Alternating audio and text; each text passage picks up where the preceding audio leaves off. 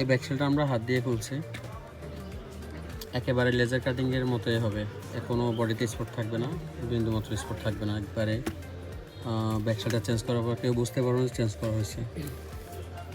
আমাদের laser cutting মেশিনও ছিল, বাট লেজার কাটিং মেশিনে কিছু প্রবলেম হয়, এজন্য আমরা খেয়াল করছি যে হাতে আমরা আরও ভালো সার্ভিস দিতে পারি বা ভালো ফিনিশিং দিতে পারি। এই জন্য লেজার কাটিং মেশিন দিয়ে না কেটে আমরা এটাকে হাতে একেবারে নিখুঁতভাবে খুলছি। আমাদের এটা ফিটিং করার পরে অন্য কেউ দেখে বুঝতে পারবো না, ইভেন কাস্টমার জানবে হয়তো যে আমার এটা ব্যাকসেল চেঞ্জ করা, কাস্টমার নিজেও বুঝবে না চেঞ্জ করা হয়েছে। ওইভাবে ফিনিশিং আসবে ইনশাল্লাহ।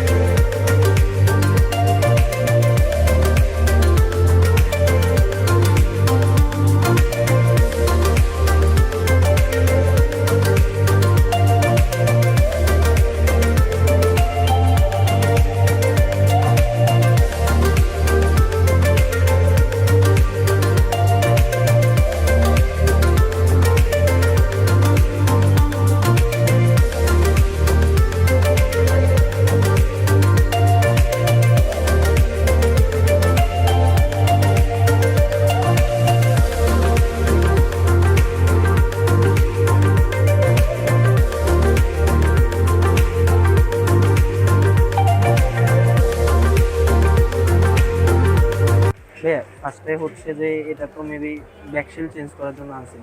জি জি। তো ভাইয়া বলছিল যে এটা এমনভাবে ফিটিং করা হবে আর অরিজিনালটা সহজে যেন জিনিসটা বোঝা যাবে না, ওইভাবে ফিটিং করা হবে। তো ফিটিং করার পরে আপনার হচ্ছে মতামতটা কি, ওটা তার যদি একটু জানান।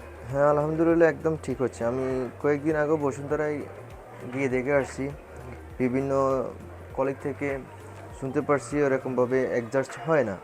আমি ওখান থেকে চলে আসছি, তখন আসি দেখি এলাকার একজন আমাকে রিভিউ দিচ্ছে যে আমাদের লক্ষ্মীপুরেই একজন আছে, সেখানে তুমি ট্রাই করো।